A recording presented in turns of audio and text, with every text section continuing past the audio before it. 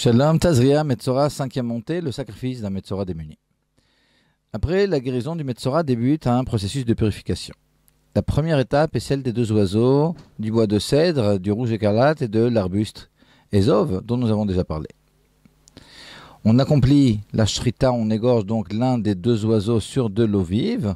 On attache le bout de cèdre à celui du Ezov par un fil de laine peint en rouge, puis l'on trempe l'ensemble, ainsi que le bout des ailes et la queue de l'oiseau vivant dans l'eau et le sang de l'oiseau égorgé, pour enfin jeter le sang à cette reprise sur le Metzora, puis on libère l'oiseau vivant. Ça, c'est la première phase. Le Metzora lave alors ses vêtements, se trempe, et enfin, il entre au camp, mais il reste pendant 7 jours en dehors de sa tente. Le 7e jour, il rase tout son corps, elle a vraiment de la tête aux pieds, y compris les sourcils, etc. Tous les poils de son corps. Il lave ses vêtements et il se trempe à nouveau. Le 8e jour, enfin, il apporte 2 agneaux et une brebis, ainsi qu'une certaine quantité de fleurs de farine pétrie à l'huile et de l'huile au temple.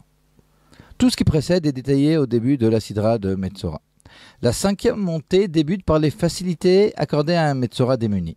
Plutôt que 2 agneaux et une brebis, ce Metzora se contentera d'apporter un agneau et 2 pigeons ou 2 tourterelles qui seront sacrifiés. Le Rambam s'attarde sur un point intéressant. Vu qu'un homme peut se porter volontaire et offrir le sacrifice que quelqu'un d'autre devrait offrir, si quelqu'un maintenant se porte volontaire d'apporter le sacrifice d'un Metzora, alors qu'est-ce qui se passe si un riche décide d'offrir le sacrifice du Metzora à la place d'un Metzora qui est pauvre? Est-ce que dans ce cas-là, il devra apporter 2 agneaux et une brebis dans la mesure où lui est riche, ou bien plutôt un agneau et 2 tourterelles, tel un pauvre? Et dans le cas inverse, si pour une raison quelconque, un pauvre veut offrir les sacrifices d'un Metzora qui est riche, alors là aussi on pose la question, est-ce qu'il devra apporter 2 agneaux et une brebis comme le Metzora riche aurait dû apporter, ou bien dans ce cas-là, il profitera des aménagements qui sont réservés aux pauvres? Alors le Rambam nous dit que dans les 2 cas, l'homme qui sera apporté volontaire devra apporter le sacrifice d'un riche. Que ce soit un riche qui apporte le sacrifice d'un pauvre ou un pauvre qui apporte le sacrifice d'un riche, il s'agira ici de 2 agneaux et d'une brebis qu'il devra apporter. En effet, il doit d'une part remplir son engagement, et puis un pauvre donc qui s'engage à la place du riche, il avait l'intention d'apporter le sacrifice d'un riche, donc déjà c'est ce qu'il devra faire.